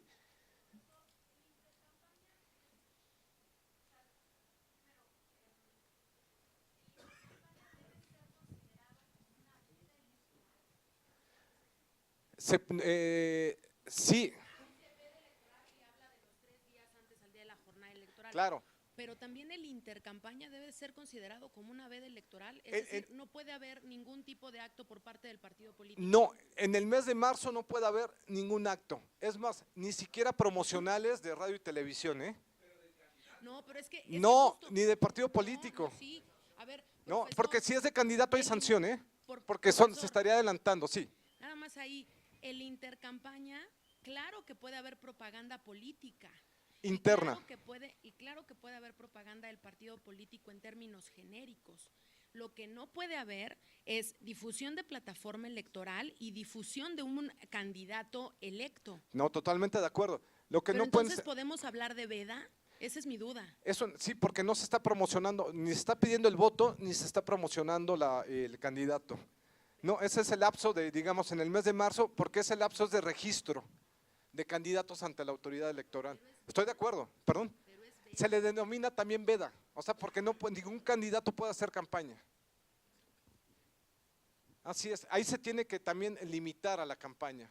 O sea, porque su registro va a ser hasta antes del 29 de marzo, y a partir de en abril, el día de su registro, sí. Claro. Pero el silencio va en términos de partido político. De candidato. Bueno, sí, estoy de acuerdo, estoy totalmente de acuerdo. Técnicamente, la veda, en un sentido estricto, habla de un silencio político en el que los partidos, no solo el candidato, sino el partido se guarda para que el ciudadano haga conciencia crítica y vote en consecuencia. Estoy hablando de la teoría, claro está, pero la intercampaña, ¿verdaderamente se da una veda? Teóricamente no.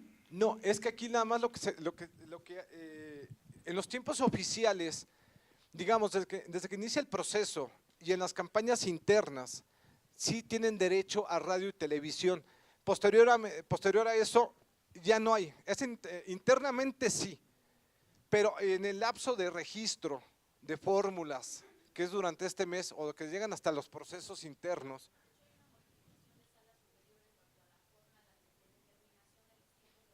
claro, así es. Claro, porque tiene que ser por igual a todos, pero no por candidatos. Si un candidato hace eso, estaría realizando actos de anticipados de campaña, ¿no? Ok, bien. ¿Qué se entiende por campaña electoral?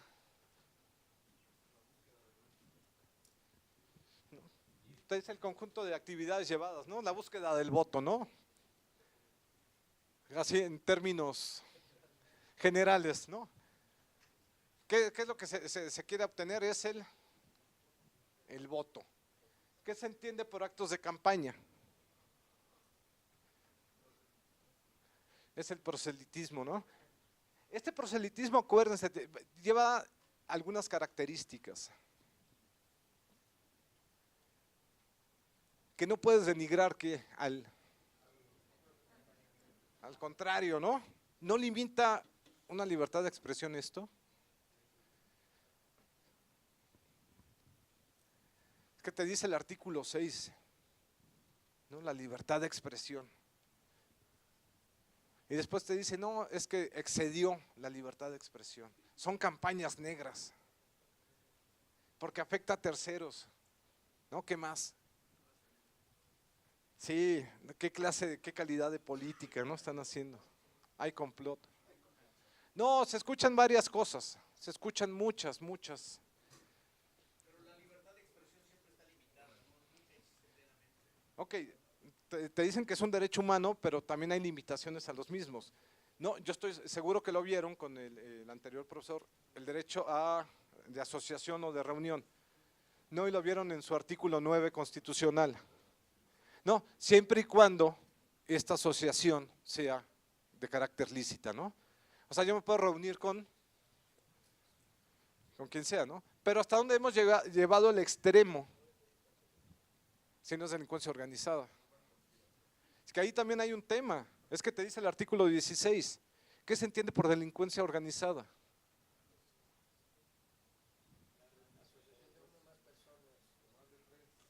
De 3 o más para cometer delitos. Es más, materialmente todavía no cometes el delito y ya te estoy sancionando, ¿no?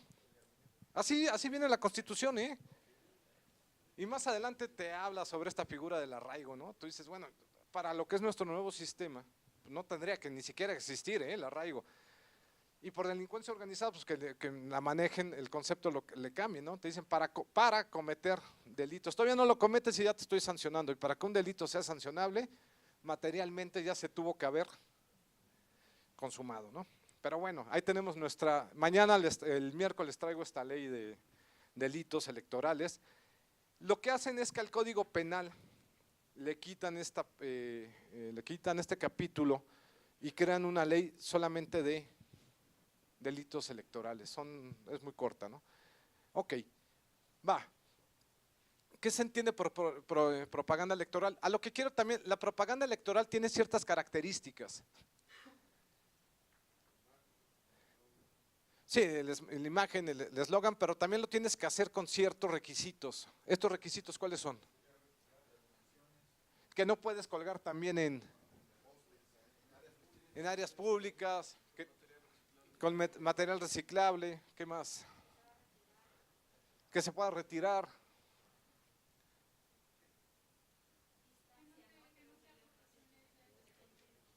¿Perdón?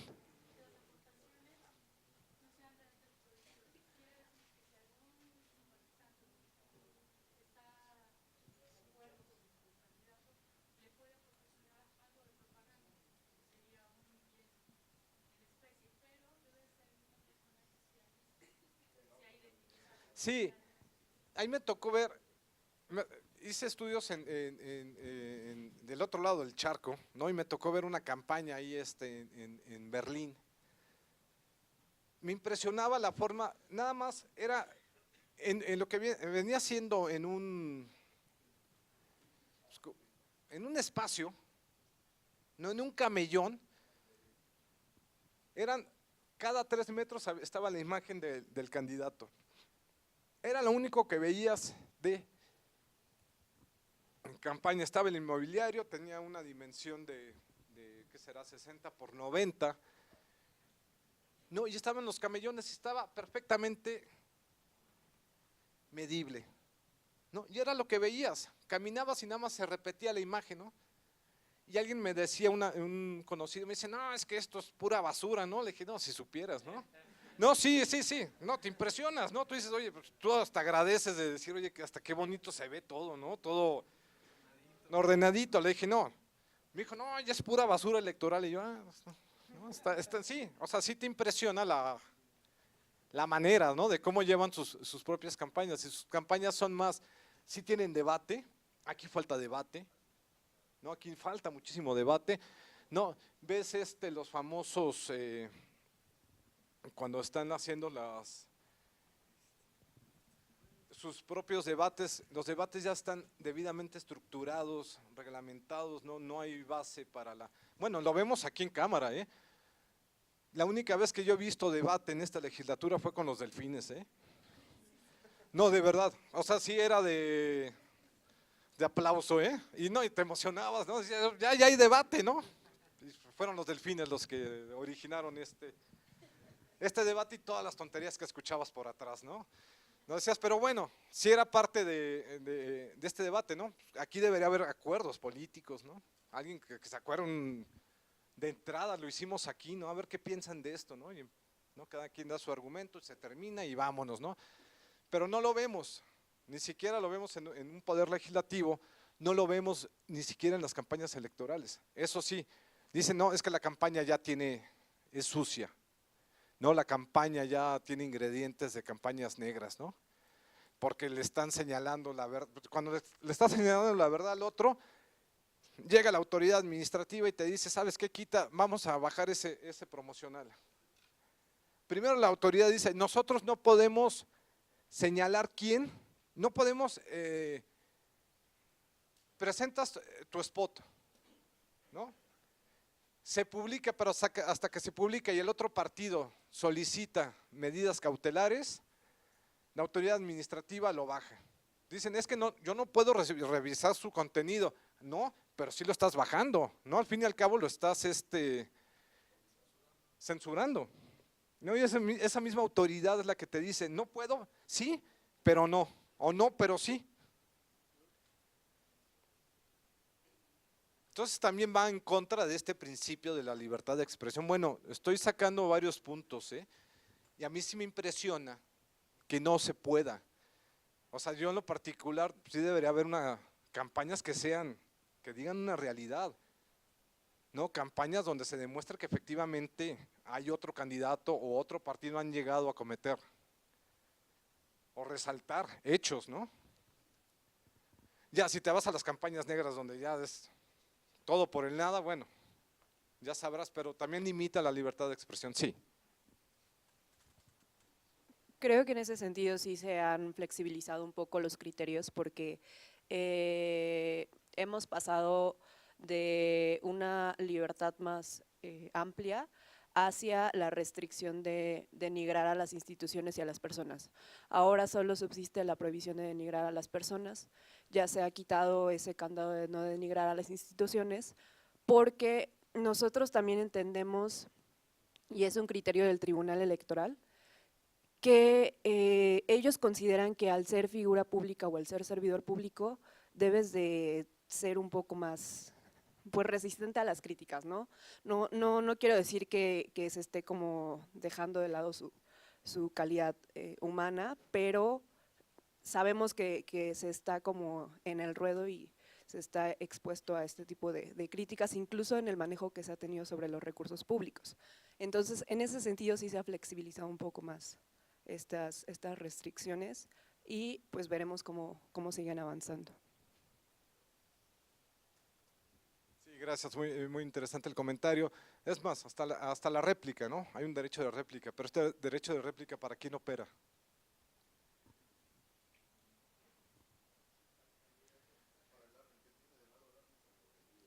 Sí, ¿no? Pero la réplica opera políticamente, ¿no? Si a ti te señalan en el radio, oye, pues fulanito tal, ¿no? Oye, soy yo, quiero derecho de réplica, pues a ver cuándo te lo conceden.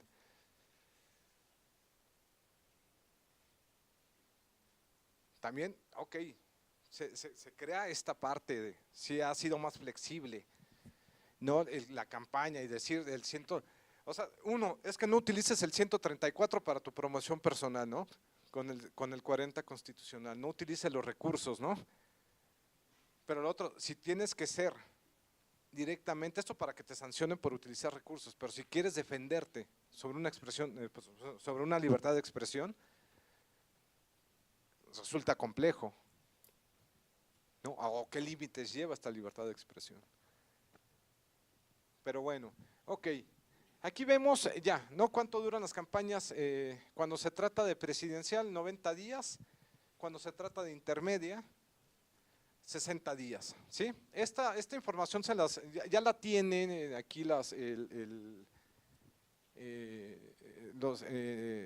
Dulce, ¿no? La maestra Dulce ya tiene toda la información, la pasamos ahí, me imagino ya tienen todos los correos electrónicos y se les proporciona, ¿no?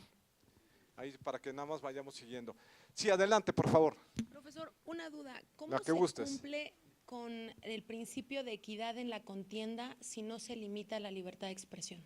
Es que eso es a lo que voy, y eso es a lo que también me he estado refiriendo. Estos principios esenciales del derecho electoral, ¿cómo los llevamos? Son principios, son dogmas. Y la equidad, ¿no? Con lo que tú señalabas, pues es lo que hemos estado refiriéndonos durante todo el tiempo, ¿no? ¿Hasta dónde hasta dónde se puede llevar? Totalmente de acuerdo. ¿Cómo se cumplen los principios? ¿Será o no? De equidad, no sé. Adelante.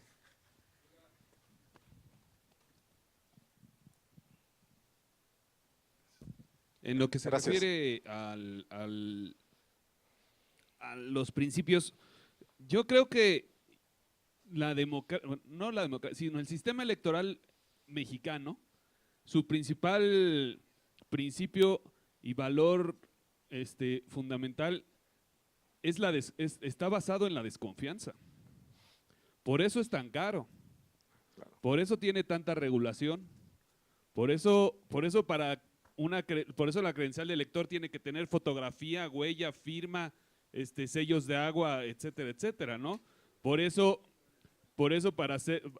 para votar hay que aparecer en la lista nominal, no nada más es cosa de inscribirse como lo hacen los norteamericanos meses antes. Hasta por internet. Por eso los norteamericanos pueden hacer, su ejecutivo en funciones puede hacer campaña y tiene una fiscalización clara y transparente, y en cambio nuestro ejecutivo no puede hacer campaña por su partido, ¿no? Por eso los norteamericanos pueden tener un montón de otras libertades que nosotros no tenemos. ¿Por qué? Porque nosotros estamos basados sobre la desconfianza. ¿Y sobre la desconfianza en qué? Sobre la desconfianza en los procesos electorales, ¿no? Y sobre el tema de medios, creo que llegamos a la regulación de ya que no se pueden contratar, ¿no? Y que solamente son los spots que otorga el Estado como parte de su prerrogativa. Y que el INE es el Y encargado. que el INE es el administrador. ¿Por qué no podemos llegar al modelo francés, donde las campañas se hacen a ras de suelo y no se hacen en el aire? En el modelo francés no hay propaganda en medios electrónicos. Claro. No, y aquí también el tema. Hablaba sobre el 134, sobre el artículo 134, y este es un buen ejemplo de la utilización de recursos públicos, ¿no? Si nos fuéramos a la campaña de Estados Unidos, pues hasta Obama llegaba en campaña en el, ¿qué? En el One Force, o ¿cómo se llama? El Force One, ¿no? Su avión, a hacer campaña se subía. Aquí en México eso sería sancionado. Ah, es que está utilizando recursos públicos, ¿no?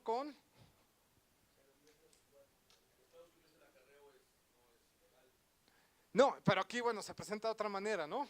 Sí, no, bueno. Sí, no, aquí que llegue el micro y salgan los demás, ¿no? No, claro. No, es más, cuando tú sales, cuando te conviertes en ciudadano, tú sales ya juraste a la bandera de que eres ciudadano de tal país, bueno, en Estados Unidos, y lo primero que hay dos oficinas, de demócratas y de republicanos, y te dicen, ¿con cuál se identifica usted? Pues con el verde, ¿no? O con los libertarios. No, pues no están. Bueno, los voy a ir a buscar. Pero por lo menos están estas dos corrientes, ¿no? Entonces, ¿con cuál se identifica, no? Y le va a llegar la promoción, y si quiere todavía aportar para nuestros candidatos, bienvenido, ¿no? No hay diferencia de aquí, a ver, que no que llegue el camión y a ver, toma tus 300 pesos, ¿no? Sí. ¿No? Y toma tu tarjeta, ¿no? Muy discutible. Eso lo de las tarjetas es muy discutible, porque se puede llegar a presentar en otra. No hay un fondo, tal vez lo que te pueden decir es una propaganda, te entrega una propaganda. Y en otros estados se ha hecho mucho lo de esta tarjeta, ¿no? ¿Qué hay en el fondo? Nada, tal vez sea una propaganda, yo te estoy entregando, vota por mí, ¿no? Sí, por favor. Perdón, de la pregunta de hace rato de las debilidades de la democracia, ¿estas se pueden enmarcar dentro del aspecto jurídico, administrativo y político?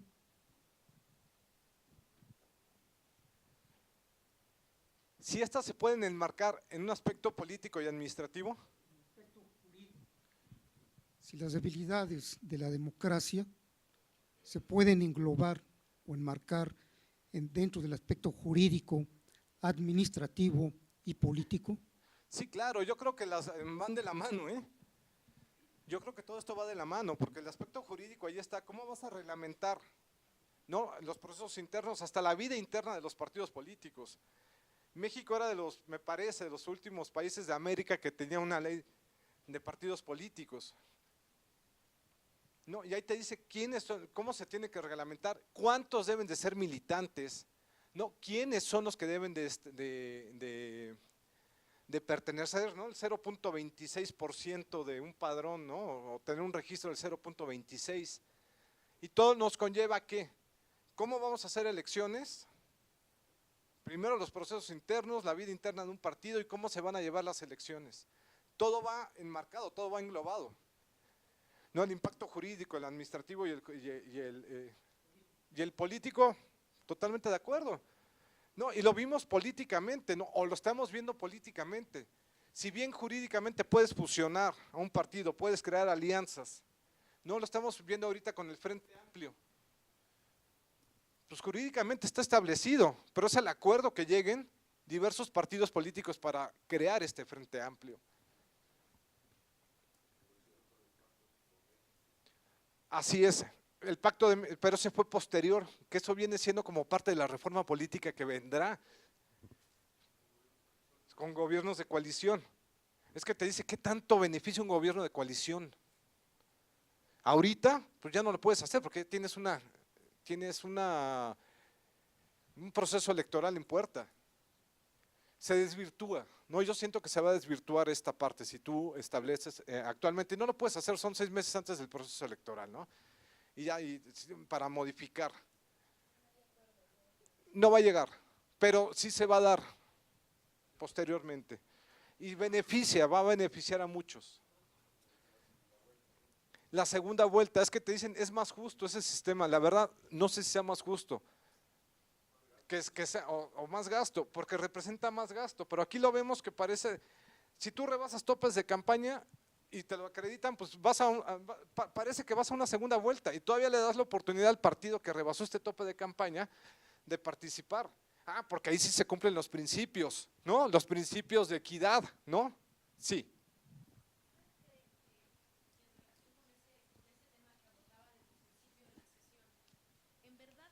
De una ley laxa cuando establece principios o delimitaciones en cuanto a la causa de nulidad del rebase de tope de gastos. Es decir, usted refería que es el 5% y que la arriba arriba del 5% el rebase de topes y que la diferencia entre el primero y el segundo lugar sea menor a este 5%, y dentro de los principios justo de la nulidad de las elecciones refiere que tiene que ser grave y que tiene que ser determinante. Claro. En consecuencia, ¿usted cree que verdaderamente la ley sea laxa por determinar parámetros que prioricen el voto del ciudadano? Claro, yo entiendo esa parte y sé a lo que vas y lo entiendo, y lo entiendo claramente, o sea, porque el voto es el que vale, ¿no? Lo que vale. Pero si un partido rebasa, te dicen es que tú ya rebasaste, pero tú ya violaste la ley, pero no te voy a sancionar porque estás dentro de lo poquito, ¿no? No, te permito hacer esto, no, espérate, es que a mí me enseñaron que el derecho era un conjunto de normas que establecen procedimientos y que me sanciona si me excedo, ¿no? Sé que el voto es lo más importante, ¿no? La emisión del voto, pero sí, en decir, a ver, un partido político y todavía te dicen, ok, te lo compruebo y se va a otro proceso, se inicia otro extraordinario, ¿no? Igual, y vuelven a participar el partido que rebasó los topes, ¿no? O sea, esa es digamos, más que defender el voto del ciudadano, a lo que está llevando es defender los intereses de un partido, ¿no? Yo lo entendería de esa forma, por eso digo que la ley a veces se me hace laxa, ¿no? Así es. Pero bien, ok, pues les agradezco, nos vemos el miércoles, les voy a pedir de favor su tarea, ¿no? La tarea va a ser la siguiente, ¿no? Investiguen, ya empezamos mal, ¿eh? Sí, seguro. Pero me lo van a agradecer, ¿no? No, bueno. Investiguen en qué países de América Latina